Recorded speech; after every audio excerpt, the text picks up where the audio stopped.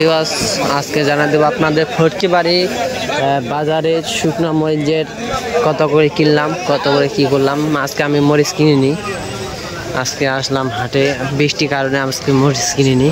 ভাইয়া আপনারা যদি আমাদের সাথে না থাকেন অবশ্যই কি আসলে আমি অনেক ছোট কারণে হয়তো বা কেউ থাকতেছে না, আমার কাছে মাল নিতেছেন না, যারা নিতেছে তাদের জন্য ধন্যবাদ। ভাই কি বলবো, আপনারা যারা কীভাবে ব্যবসা করেন, যারা আপনারা যে রসুন পেঁয়াজ আদা ব্যবসা করেন, যারা যে ইনপুটে ব্যবসা করেন, ইনপুটে এলসি ব্যবসা করেন, তারা আমাদের সাথে যোগাযোগ করেন, তারা আমাদের কাছে মাল দিতে পারবে। আমরা মাল নিয়ে আমরা আমাদের পঞ্চায়েত বিক্রি করব।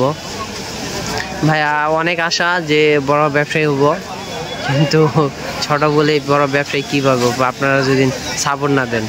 সাপোর্ট তো দিতে হবে, ছোট ভাই হিসাবে সাপোর্ট দিয়েন, সাপোর্ট দিলে ইনশাল্লাহ আমরা বড় ব্যবসায়ী হবো।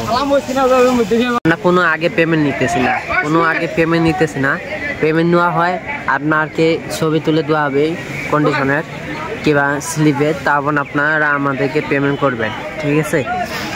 আর আপনারা আমাদের সাথে থাকবেন, আশা করি এই ভিডিওটা আমার 5000 লোককে আপনারা শেয়ার করবেন, কমেন্ট করবেন। কারণ ভাইয়া আমি চাই, আমি আসলে অনেক ছোট, হয়তো আপনি দেখছেন আমার ছবি দেখছে আমি ছোট, আমি আসলে ব্যবসা করতে বড় ব্যবসা করতে ইচ্ছুক, কিন্তু লাইনের মতো লোক পাইতেছি না, সেজন্য ব্যবসা করতে পারতেছি না। আপনারা যদি আমার যারা বড় ব্যবসায়ী, তারা যদি আমাদেরকে একটু সাপোর্ট দিয়েন ছোট হিসাবে, তাহলে কিন্তু আমরা অনেক কিছু করতে পারি, ঠিক আছে। আপনারা আমাদেরকে সাপোর্ট দিয়েন, ইনশাল্লাহ আল্লাহ সব করোনা, আল্লাহ রিজিক মালিক আল্লাহ। হয়তো বা আপনার একটা শেয়ার বা একটা কমেন্টের কারণে আমার রিজিক খুলে যেতে পারে, আল্লাহ দিতে পারে। এই নিয়ে আজকে ভিডিও। আর আজকের বাজার মোটামুটি হইতেছে আপনার 8500, আর চিকন ছেকা চোখমুন্দা পাবনিয়া এগুলো হইতেছে 8600, 500-600, ঠিক আছে, যেটা ভালো মরিচ। আর কেউ বলে ভাই আপনারা যে মরিচের দাম বেশি বলেন কেন, ভাই আমি যেটা বলি এটা শুকনা, যেটা একবারে খরকষের শুকনা, আর যে দাম কম 400-500 টাকা কম যে মরিচগুলো, ওইটা হচ্ছে শ্যাম মরিচ, ওইটা আপনার অনেক কিবা ড্যাম, সে কারণে মরিচের দাম কম বলে।